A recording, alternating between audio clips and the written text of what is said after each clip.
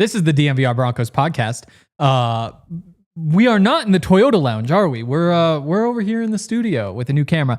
We're ranking the Broncos' top prospects today, 1 to 20. It's going to be a challenge. I think it's going to be a good conversation, and it should be a fun show. So stay tuned because we're about to get going.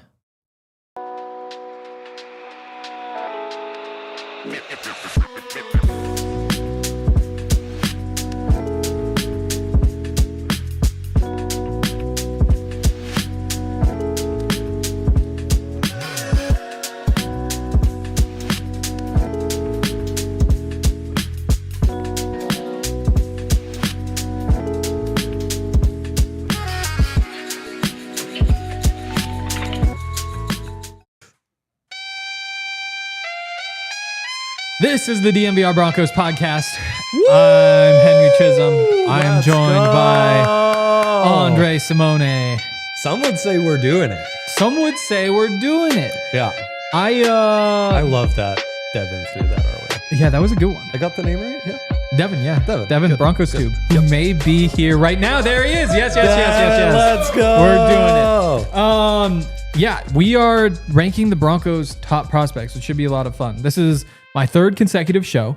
I'm not gonna lie. Dude, you're one short of breaking my record, I think. Really? Yeah. Is that the record? Interesting. Okay. I bet you 4 in a row is the record. I wonder, are there any other shows today that I could try to crash? I saw Neely in the parking lot hugging somebody, so I'd imagine he's here for a show. There might be an opportunity to jump on Nuggets. Interesting. Dude, call into the Nuggets show from the Discord. Do it. Holy cow. So disappointed. Do it. Yeah. Oh, That'd be legendary. That is an option. That is an option. Claim the record that way. The thing is, so I always, not always, a lot of the time I go to Starbucks in the morning because it's in my building. And so I just no order free ads, online but on sure. the app. This is a negative ad because for okay, some reason they never have like the breakfasts anymore. Okay. And so I only was able to get the coffee, which means I needed food because the coffee sure does disrupt the stomach. It does. It does. I'm having coffee myself because it's really important that kick in and I start talking like a crazy man. 10 minutes before I knew a stomach ache was coming. Yeah, that's just how it goes. And the men's bathroom upstairs door was closed for like a solid 15. Somebody always does that. No, I was on a show. It was not me. Someone takes an afternoon potty break and it's prolonged. Yeah, it's prolonged. Our company split between coffee and Red Bull pretty down the line. Yeah, that's true. You said that in a mic that people could hear? Yeah, I did. So what up, people? Can't hear it. They can't speak back. Broncos to breaking news. Looks like they're doing healthy swings inside today. Interesting. What? Not that I know of. Could be correct. Right. There you go. So we were there ready to go. Top 20 prospects. Let's do it, Henry. Frame it for people. Yeah. So we're kind of stealing this from baseball because that's what they're big on the prospect list. They update it every summer before the season, all that sort of stuff. And for them, it's really easy because anybody who has not played an official rookie season is still a prospect. So what that means in baseball is 130 at bats, 50 innings pitched, or 45 days on an active roster. So there's a nice hard line where you get to say, these guys are all prospects because they haven't done these things. In football, it's a little bit different because the team is just constructed differently. Everybody has a chance to play. Everybody's on the same roster. There's no minor leagues that you're working your way through. So we had to come up with a cutoff. Yeah. Cutoff that I found worked pretty well. May I add, I think this exercise more valuable than it would have been in NFL seasons past because as we have expanded practice squads, the NFL roster building process is kind of becoming a little more similar to actually having prospects that we're developing long-term and what have you. And I think you look at the Broncos and say, Jaquan McMillan. He's a guy who kind of would have risen the prospect ranks. PJ Locke, that long journey, he really rose through the ranks. Even like Justin Sternot. There's some very interesting guys to look back on. And that's why I kind of wish we'd done this in the past to see previous lists. But all we can do is start right now. Legendary. And make our list. So again, 450 snaps is the cutoff. Okay. That, for perspective, Devaughn Vele was at like 447. Jonah Ellis was at like 430 something. And so those are the guys who still count. But others such as, Bo Nix, for example, played like 1,000 snaps last year, more than 1,000 snaps last year. So he no longer counts. 1,130 for Bo. I believe Lucas Kroll, Nate Adkins, those guys are over the threshold. Yes, I wanted to ask you about Nate Adkins. Yeah. Yes. They our shining star. Let me see. Oh, I have it on a different page. I have it pulled up. You might be like, such a hardcore listener. You're like, well, Henry, Andre, what about Dre? Because you're an insider. Yeah.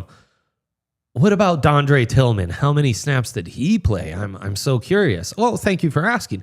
242, actually. Yes, 242. So, misses Easily the cutoff fits. by a 200 snaps. Audric Estime, 138. Yes. So these are the kinds of guys. Even you go down to like a Michael Bandy, who is now 27 years old. The Bandy man. Has been on the Broncos practice squad for a couple years, but as a rookie was playing for the Chargers, 217 snaps. So he is still eligible. He's under the cutoff. Devin Key, 27 years old. Delarian Turner-Yell, 25 years old, both under 300 even. So there is kind of a wide range of guys who, just like when you were ranking baseball prospects, really, it's a combination of what is the potential, because that's always a factor, and elite also traits are a big thing. How close are you to just being a productive NFL player? Because there's some of these guys, undrafted free agents that we kind of like. Joaquin Davis, crazy stats, crazy measurables. You look at him, 6'4", 4.36, 40, better than 40-inch vertical. You just don't see that, but he's a ways away from being an actual NFL player. So you kind of have to figure out how you balance those two things and compare him to a guy like Delarian Turner-Yell. Right. So there's a lot of these things that are going to be interesting. What about like a prospect who maybe started their career with another team, like an A.T. Perry? Does he qualify, Henry? He qualifies, yes. 343 snaps. Doesn't matter where you played those snaps. But again, just another interesting conversation, I think. J.K. Dobbins, if they'd signed him, would not qualify. Would not qualify. Not a prospect. Not a prospect. So I guess we just jump in at the top. Producer Yaya? I think this one's kind of open and shut.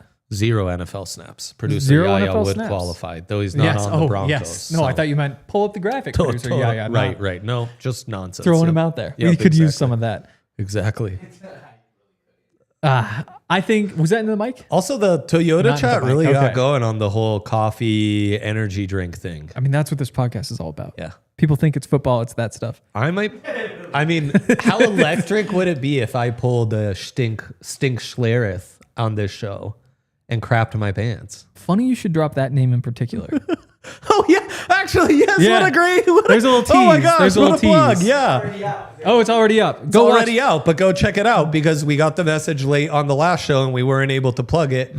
Benny brought it per usual. He brought the stink. He brought the stink, and he's got Schlereth on for his interview this week on the YouTube channel. Go check it out. All right. Energy drinks give you canker sores? You a big canker sore I don't guy? think anything gives me canker sores. I wonder if the 3 regulars on Broncos who's most canker sore prone, actually almost certainly Zach Stevens. It is probably Zach. Ryan probably gets them, but isn't even familiar with the concept. Exactly. It's like, oh, I've got this thing in my mouth. No, I've never had it. I'm going to complain, right? He had one of those. What was it? Well, Zach, there's probably instances in Zach's life where he's just like lathered in cream for his canker sores. Oh. Which honestly doesn't really work. It reminded me, Ryan, I believe, at least at one point claimed, not sure if he still claims that he has a photographic memory. Oh, I remember that. He just uses a very different definition of what photographic memory is. It's like, well, I guess, sure then, but it's only half related. Let's knock out this top prospect. Jahdae Barron to me is a pretty easy number 1 prospect. When you just look at all the different metrics, I think that, like, if you were to put all of these guys on the trade market, who's getting the best return? The guy who's literally a number 1 overall pick. Like, just the true value there. And that to me is kind of the tiebreakers that maybe when you look at like potential with the Broncos or fit with the Broncos, that isn't necessarily what this exercise is about though. It's about who are just like your top prospects. Who do you have that's a value? If you want to go trade for a star, who are you trading? who has the value. And to me, Jahdae Barron's value is just a step above probably anybody else. That's a good way to frame it. You kind of got me there. Here's what I'll say, though, Hank. Mm-hmm. I think for me, this exercise, I would skew the second-year players a little higher. Interesting. Okay. Because I think those are the guys you can expect the breakout seasons more realistically from. Second-year player, arguably more of a premium position. Already some really eye-popping per snap basis production. I would make an argument for Jonah Ellis to be atop this list. Interesting. Yeah. Okay. I mean, I could see the case. I think here's the case. He upgrades the run defense on Nick Bonitto's side. He upgrades the pass rush potential on Jonathan Cooper's side. Certainly the potential. So, I mean, the fact that on first and second down, you can spot one, on third, you can spot the other, already showed some promise as more of a blitzer from the inside. And young. The other factor, premium position, younger. He is younger than Jahdae. And I don't think contract matters in this. I think that's a totally separate thing. So having burned a year is no big deal. Let's do it this way. If Jonah Ellis had somehow re-entered the draft, you played his rookie year and the Broncos fold or whatever. Jonah Ellis is sent back to this year's draft. Yes. Where is he drafted in the 2025 NFL draft? Fun exercise. Yeah. Fun exercise. Because is it top 20 is the question. Because to me, it's not top 20. It's a bit homery, but I would argue that he maybe would have been a better pick than Mikael Williams, 11th overall by the Niners. Wow. I like the takes. I don't think I agree. But yeah, I mean... It is, and then you have like a year of tape. It's not like it's... Look, I think it starts to be more of a conversation with... I mean, Shamar Stewart, maybe a case on its own with James Pierce Jr., 26th overall, or Donovan Uwazurike, who was the 12th pick of the second round. Yeah. Yeah. I Both those guys, should be noted, drafted after Jahdae Barron, who you all know was drafted 20th overall. Yes. Also, John Van Kirk saying, if Jeremy Crawshaw ain't number one, you may not know ball. So yeah, I'm not really sure how he fits into this. Hell out of that. I'm not gonna lie. I put together like a little quick version just to kind of work off of. Set and forget starter helps. Assuming he's actually any good. Yeah. Because there is a chance. And my experience of rookie punters, not the best. Not generally a fun thing to have. Not the best. Shout out Riley Dixon. Shout out Riley Dixon. What a cannon of an arm. I think let me pull up some of these pass rush stats from last year, because I think maybe we can close the conversation out by talking about what exactly did Jonah Ellis do, because 5 sacks as a rookie is impressive. Couple TFLs in maybe there too, right? Only rookie who got to 5 last year. I could be wrong about that, but I remember that there were some fun stats. No, because Jared Verse won rookie of the year and got a ton. He did. Win percentage. You've got John Frankelmeyer, 17.8, Nick Bonitto, 13, Baron Browning, Jonathan Cooper, Dondre Tillman, Jonah Ellis. So Dondre, 8.5, Ellis, 8.1. So by win rate, not so great. You look at the... Okay, you got me there. You got me there. Pass rush production, Jonah Ellis, 16th. Again, like some of these guys, like Devin Keys up in front, Drew Sanders. But that is 2 spots behind Jonathan Cooper, and 5 spots below Dondre Tillman. And I think that there is a little bit of a Dondre Tillman conversation. Yeah, there is. I think Jonah, to me, is a good prospect. I think it's good to talk this out, because there's going to be a lot of these like, okay, we've seen something which is good. Yeah. Didn't necessarily knock your socks off, but did see from a 21-year-old that he belongs. I'm curious. I haven't seen anybody in the chat really say whether they go. No, they're on Crawshaw and energy drinks because they're legends. They'll focus in once we get to the other stuff. Oh, no worries. To me though, Barron, if you were to put both guys on the trade market, Barron's the guy who gets he's the valuable, he's the top pick. You got me there. You got me there. Yeah, I think you comported yourself well in making the argument there. Yeah. Again, we'll have to kind of feel these out and figure out what exactly we value. But would argue Ellis over RJ Harvey, however. Interesting. I think that's a good talk. We're set. We're set. Segment 1 was supposed to be just presenting the parameters for prospects. So we're actually ahead of schedule. We're ahead of schedule. Yeah. We're ahead of schedule. But do remember we are ending 5 minutes early. And also remember that we have a little shout out to make. Oh, yeah. Yeah, that's your cue.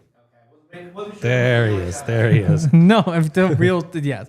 UC Health, we're out there for healthy swings. Unfortunately, it got rained out. They always put on cool events. They're always supporting the community. Yeah. And we want to remind you, DNVR Broncos is brought to you by UC Health, the preferred partner of athletes in Colorado.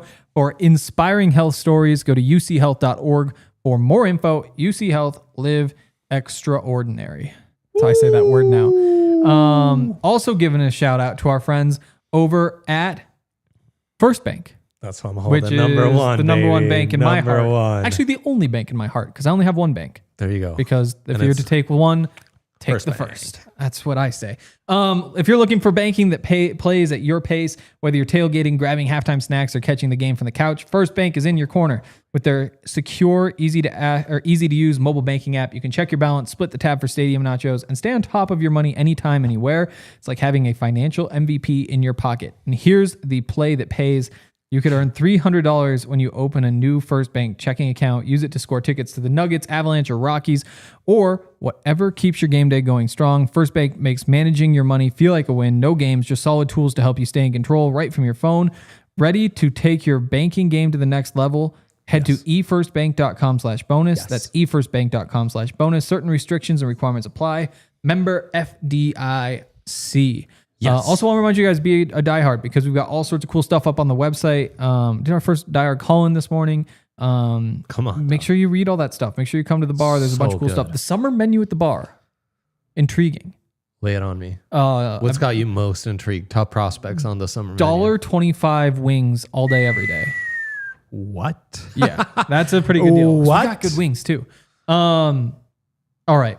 Yeah, so let's get into this number 2 spot, because this to me is where things open up a little bit more. Yeah. Where's Jonah Ellis drafted? If he's there this year, is he more valuable now than he was a year ago?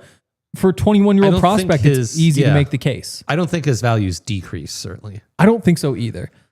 He checked off a lot of boxes as a prospect. That production, even compared to this year's edge rushers, really stood out. And then he confirms it on a part-time basis that he's got a lot of juice. Yep. He belongs. So yes, I think if nothing else, he goes a smidge higher. Yep. Also, how high did he go last year? I hate when we put each other on the spot like this. That's your own stat. Look up your own stat. I will look it up. That's our rule. So phenomenal. These are the other candidates I kind of look at. To me, Q Robinson is 76. I think he's top 50 now. Okay. Yeah, I would agree. I think Q Robinson, I would at least throw out there. I don't think he's in front of Jonah Ellis. Wow. But I do think, based on, again, it's only been a couple practices, but you look at what he does on the football field. I'm high on Jonah Ellis. If Q Robinson turns out to be the Pro Bowler between the two of them, I will not be surprised. Again, it's based on a couple practices, which isn't fair. And it is Jonah Ellis in front of him, but it's a note that I wanted to get in there. I think the competition, of course, is RJ Harvey, second round pick from this year. Again, similar value-wise in terms of where we think Ellis would go. Yeah. And then I'd bring up the 3 receivers as well. I don't think it would be one of these 3. But whoever you like best out of Vele, Franklin, and Pat Bryant. Yep.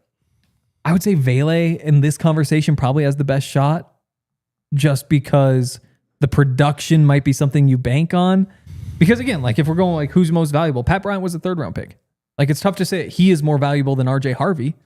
Troy Franklin, probably tough to say he's more valuable than RJ Harvey. It would take a weird case from Devaughn Vele, I think. He's the only one who has like at least something that he can hang his hat on. Exactly. And of course, as you mentioned in the Ellis comps, Dondre Tillman. Dondre Tillman should be right there too. Also factors into this conversation. Now, 27 years old. That is the knock. Also the knock on Vele, right? Yep. Like if there's 2 factors holding those guys back, that turning would be 27. it. Yep. And because of that, it probably should be Ellis over Tillman. And so that leaves Ellis and Harvey. And if you want to go Ellis, I'm down to go Ellis. It's premium position, I think. 2 years younger. I think has the slightly... Yeah, again, the way you're approaching it, and I think this is the right way, is most valuable trade asset. And I think Ellis, age, position, immediate production, all makes him the more valuable trade piece asset player right now. I think the only other way to look at that I'd throw in is if you were to say the Broncos could only have RJ Harvey or Jonah Ellis going forward, you would probably take more Harvey. Valuable to the team, yes. But that's for this specific team. Yes. And I don't think that's indicative. You're right. I think Ellis is a good call. Yeah. Okay. Okay. Good. Can I a quick timeout? A little safe zone time, safe space time. You know how people... No, Drew Sanders' Chuck does count, and he does count. We're going off career snaps, right? He's under that threshold. He is under for sure. You know how people say like I'm living out my personal 9/11 or things like that? Yes, they do say that. That's happening to me right now. Norway is up 3-0. The first half isn't even over. Dre is Italian, for those who haven't picked up on it. That's tough. That is tough. Safe space, though, you know. I just wanted to open up, let you guys know that while we're having this beautiful conversation, I'm interacting with you. Also, a personal tragedy is occurring in my world. And as I'm looking at the draft tracker to just see where were these guys drafted and what have you, the score, it's right there. I can't even avoid it. If he's a little hostile now, you know why. That's right. I love you guys so much. Yeah. Is it as simple as RJ Harvey or... Well, here's a little side quest here. Let's put these receivers in our order so we know which one we're putting up against whoever we're talking to, you know? Because I think those three are really close together. So Vele, Franklin, Bryant. I think I go Bryant, Vele, Franklin off the top of my head, but you're splitting hairs so much with any of those three. I think... Or is it... If Franklin... okay. Highest upside rankings between the three. Franklin 1, Pat Bryant 2, Vele 3, right? Yep, I think that's probably right. Highest floor, let's say for next season. Who Vele. can we expect the most from immediately? Vele. Yep. And then I'd probably go Bryant then Franklin. It's tough when you haven't seen Bryant at all. We're splitting hairs, right? But based on... I think Bryant has a better rookie year than Franklin did last year. So, I mean, Franklin takes a half step. Is that enough? Maybe. But I go Vele, Bryant, Franklin that way. If you were... Okay, let's personal do the trade choice. test. I just believe in him so much. I think his upside's so high. I think he was in a really good wide receiver class and went lower than he probably should have. Week of the draft, he was getting mocked first round to the Bills and Chiefs. Troy Franklin, to me, would be the top of the three. Okay, I don't disagree. There's no way under the standard we have followed thus far that he currently would be the more valuable of those three trade assets. So who's a team that needs a receiver? And you can add RJ Harvey as third, I think, right? Let's just say like good, confident offense. The Rams want a receiver. Yeah. And the Broncos say, okay, you take your pick of any of these three, but you got to give us whatever you got to give us. You think the Rams say, we want Troy? Or do they want Bryant or do they want Vele?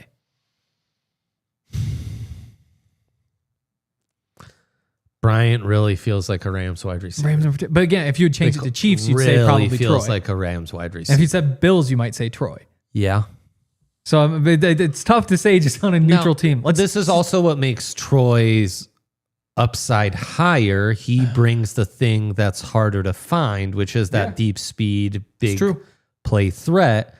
And that is what all three teams you mentioned are kind of missing or could use more of, including the Broncos. True.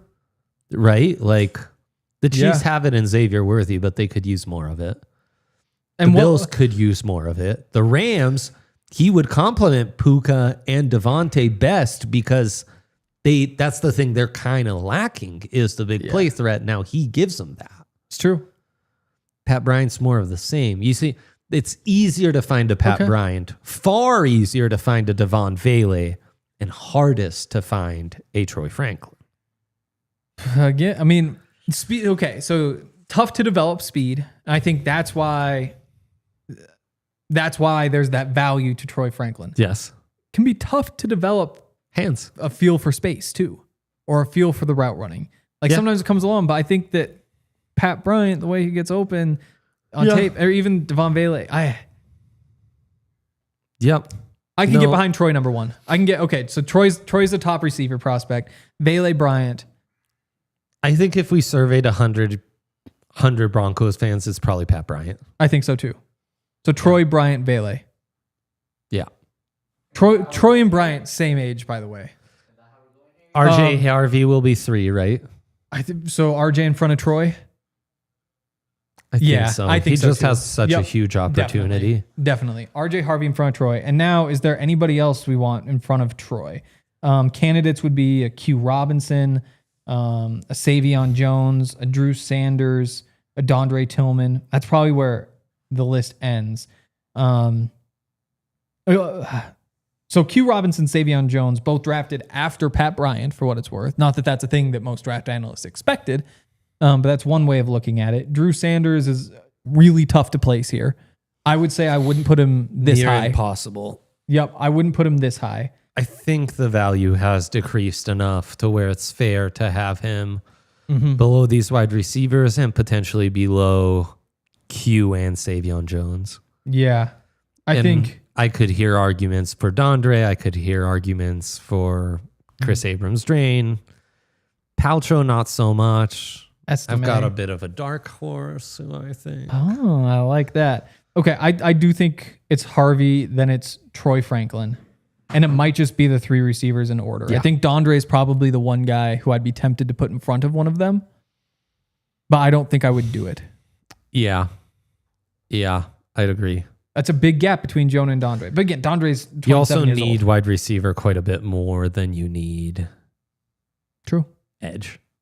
You almost have too many edge rushers. Yeah. Do you think you said you can trade for Dondre or you can trade for Troy? Troy's more valuable. I agree. That's right. Dondre is valuable. Dondre is valuable. Dondre is valuable. That is a good football player. He's another one who... And to create that really value good. in just 242 snaps. Pretty impressive. It is impressive. Impressive. Okay, so receivers are off the board. Now we go to a Q Robinson, a Sai'Vion Jones. Let's just put these guys in order, and then we can figure it out, similar to what we did with the receivers. Maybe we'll take a little break so you can think about them. But the names are Q Robinson, Yes. Sai'Vion Jones, Yes. Drew Sanders, Go Tigers. Dondre Tillman. Well, if we get those 4 guys in order, then we can kind of work off of that group. Love it. But while Dre does a little thinking over there, Yes. I'm going to give a shout out to our good friends over at Empire Today. Flooring is so important. Smart man on Reddit once said, invest in the things that keep you off the ground. So like tires, for example, invest in good tires, invest in a good bed, invest in shoes, those sorts of things. And I saw that, and Homes, I imagine, would fall under that. yes, but specifically what part of the home? The floor? The floor. The floor.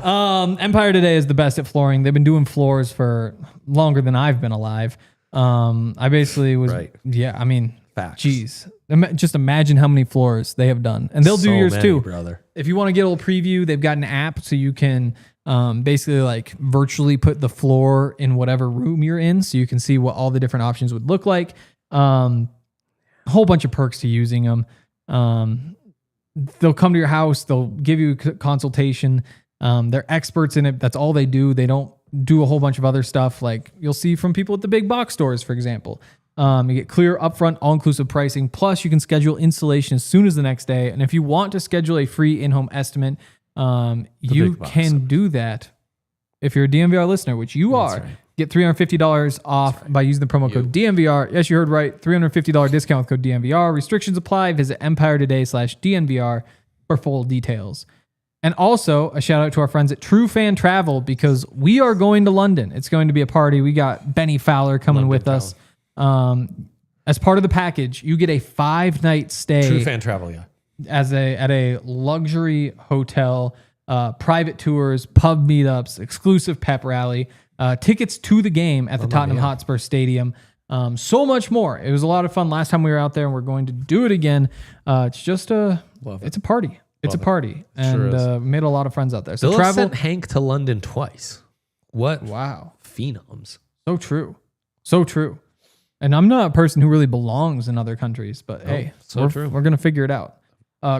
Barely other states. I almost said close, but no, that's a no for me. It's just written the same as the other words. Travel across the pond with true diehards and experience London the DNVR way. Don't miss out on the ultimate fan experience. Book now at truefantravel.com. All right.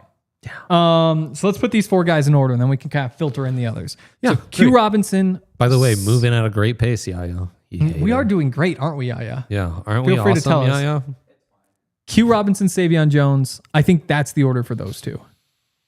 It was the draft order. Dude, you're all queued up, huh? Yep. I think just between those 2, Q's in front of Sai'Vion. Although I am very high on Sai'Vion. You don't see guys who are No, he was drafted 6'5". a round higher, was he not? I think Q was Sai'Vion, that is. Q was a little higher. Did I get that flipped in my head? So 37 of the 3rd round is Sai'Vion Jones. Go Tigers.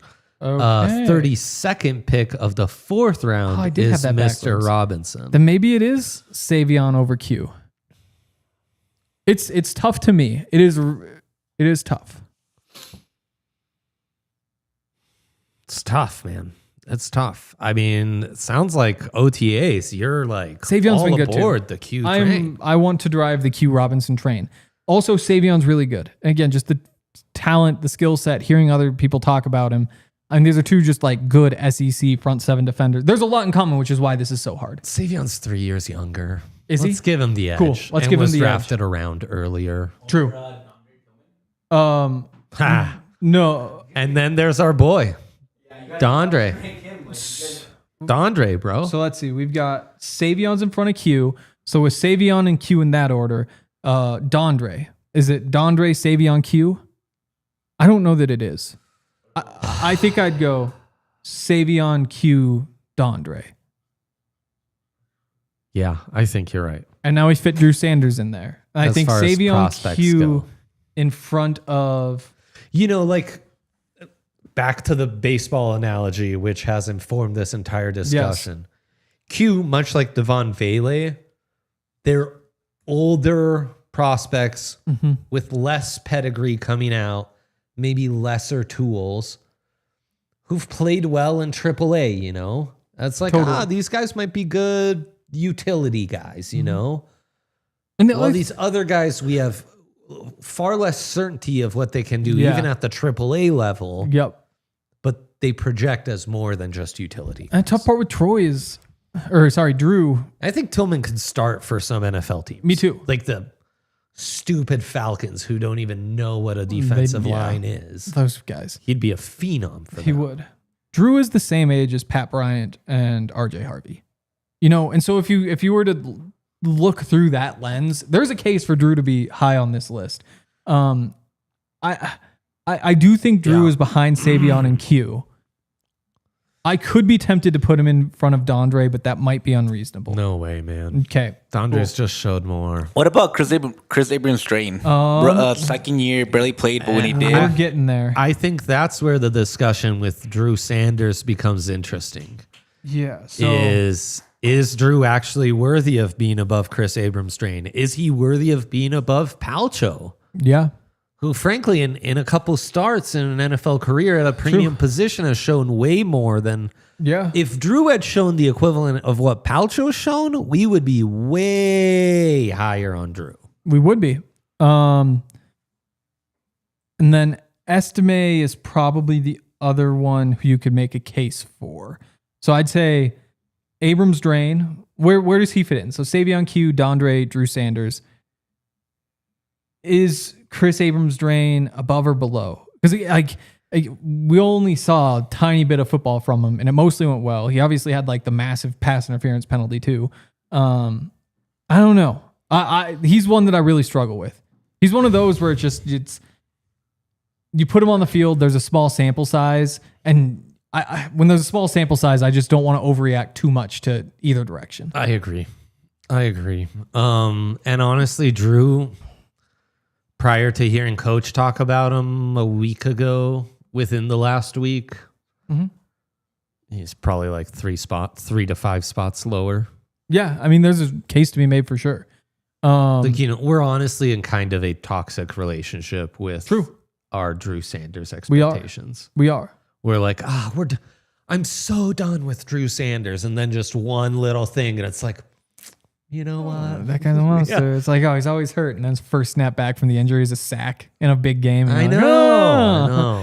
Yeah. I love me some Drew Sanders. So if you were just a neutral NFL team, and Broncos say, hey, you can have Drew Sanders, you can have Chris Abrams-Drain, which one do you think they want? Because I think there might be an X factor for Drew, which is that this just might not be a good scheme for him. You play him as a weak side linebacker in a 4-3, he might totally be unlocked. Are we sure you wouldn't want Palcha or Estime before those guys? No, but I just wanted to start somewhere.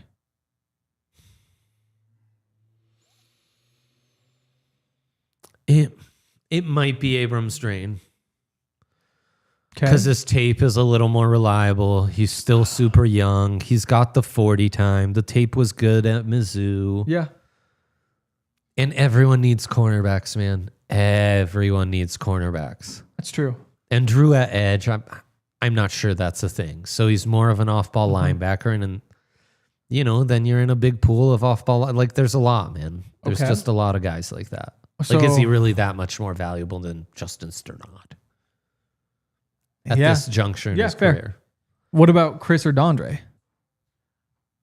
I think it's Dondre. You do?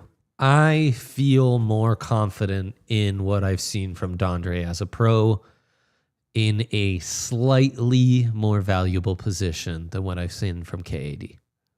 Okay. I would agree we saw more. But again, just the question of 27-year-old versus 23-year-old. Yeah. Is there more room for growth? But I think if you were to make the trade, I don't think that Chris was like a 5th round pick last year. If you were to trade him now, I don't know that his value has necessarily gone up. Like, I don't think teams look at what he did last year and say like, oh, we got this. I think he's maybe right there or so. Yeah. Whereas Dondre, like, I think also maybe worth that same spot just because. So I could get behind Dondre than Chris. How do you feel the team feels about those guys? It's tough to compare just because they're so stacked at corner. For sure. I think that's the tough part. I think it's easier to say like, oh, they feel good about Dondre because like they're actually going to play him versus Chris, who's just going to sit on the bench. Right. But I think again, prospect rankings. The upside. Chris, you feel like they feel better about than Drew though? Yeah, I mean probably. Yeah. Okay. It's just Drew is such a gamble, and then Palcho. I think Palcho. There was a point last year when Mike McGlinchey was hurt when we were saying, do the Broncos need to leave McGlinchey on the bench because Palcho's playing so well? Palcho guys balled out. Yeah. And I think that's important. And there's the guard versatility. I would be surprised if he ever becomes like a Pro Bowler. But again, like crazy things happen along the offensive line. I think he's a guy who would start for some teams. And I think that makes him comparable to a Dondre. Yep. I think Palcho probably belongs in front of Drew Sanders. I think so too. Chris Abrams-Drain is a tough one for me. I might go Palcho first in front of him. Yeah. Is that what you think? Yeah, I think so too. I think Palcho low key is got some stuff to him. Me too. I don't think he's probably not in front of Sai'Vion or Q. That upside's just too big. Dondre though? Could you make the case that both those two provided a similar level of play? Dondre doing it with a larger sample size? Yeah. I think you can leave Dondre in front. Arguably Palcho higher. I would agree. But smaller sample size. I would agree. Conga, A.T. Perry is on our list that we're looking at internally. He might sneak in there. And so then I feel like that was this group, right? Yeah. Drew's, we still haven't put him on the screen. Yeah. But so Sai'Vion, we've got 7. So Sai'Vion, Q, Dondre, Palcho, Chris Abrams-Drain, Drew Sanders. Yep. And we can essentially lock that in. And then we get to another group. I think Audric Estime probably belongs right in here. But you have some weird options. We like Clay Webb. I think Frank Crum, they obviously really high on Clay Webb because of the opportunity he has as well. I think Clay Webb, Alex Forsyth is a bit of a conversation. Mm-hmm. And Uwazurike, who I think, again, if you were to tell me that one out of that group, Estime, Webb, Crum, Forsyth, Uwazurike, one becomes a starter, I think I'd put my money on Uwazurike. Interesting. Yeah. I might be wrong, but I think I would definitely be tempted at the very least. And then you throw Gargiulo in there too, who's another center who they drafted last year. This might be a good spot just to list some names to get things in people's heads. Yeah. Jeremy Crawshaw, the punter, no idea where to put him. Caleb Lohner, the tight end, interesting is a tough one for sure. They also brought in that Caden Prieskorn, the other tight end, who I think a prospect list would probably have been higher than Lohner was. Mm-hmm. Tyler Bidet, who all he's done has been ultra efficient in his 12 touches. Johnny Walker Jr., Lavelle Bailey, Xavier Truss. I think that's probably a good group. Blake Watson, A.T. Perry, they brought up in the chat. Yeah. But I do think that of all these names, Estime, I guess Uwazurike is the highest draft pick. Estime's second, though, and obviously has the off-field stuff. He's the youngest. And so he might fit in here. And then there's Clay Webb. Yeah. So you like Webb in front of Crum, Forsyth, Gargiulo? Yeah, I do. Okay. I do. I As can the get behind top that. interior O-lineman, Yep. I do think Estime, Uwazurike, Yep. opportunity, position value, just general kind of pedigree, maybe deserve to go ahead of Clay Webb, though. I would agree. Okay. So let's do that. Estime and Uwazurike in that order. Yep. Cool. Sounds good I like to me. it. Cool. So Estime, Uwazurike, and then we've got these other offensive linemen. I put Crum first, then Forsyth, then Gargiulo. I could be convinced of a different order, but I think I feel pretty good about that. I definitely think Crum first. Okay. Yeah, and I'd agree on Forsyth next. Gargiulo, I really don't know what to make of. Okay, fair. I honestly think there might be a bit of a tier drop after Forsyth. Could be. And maybe that is where you put the Crawshaws, the Loners, and then Gargiulo factors in somewhere in that next tier. Okay. So let's say Crum and Forsyth up next. Yeah. Frank Crum, Alex Forsyth up next. I like that. Yeah. I think, yep. So then... And then it's 17, 18, 19, 20. Yeah. And Alex Forsyth. I think Xavier Truss is an interesting one. JB Brown is an interesting one. A.T. Perry, people really like A.T. Perry, yep. He could sneak into the top 20. Caleb Lohner probably belongs on the list. But do you think a punter can be a top 20 prospect? I think there's a conversation. Yeah, I do. Okay. I do. Okay. Just like a guy whom I profile as a relief pitcher can be a top 20 prospect for the MLB. Okay. And honestly, in a sense, this might be the tier where it's legit to put Crawshaw in there. Yeah.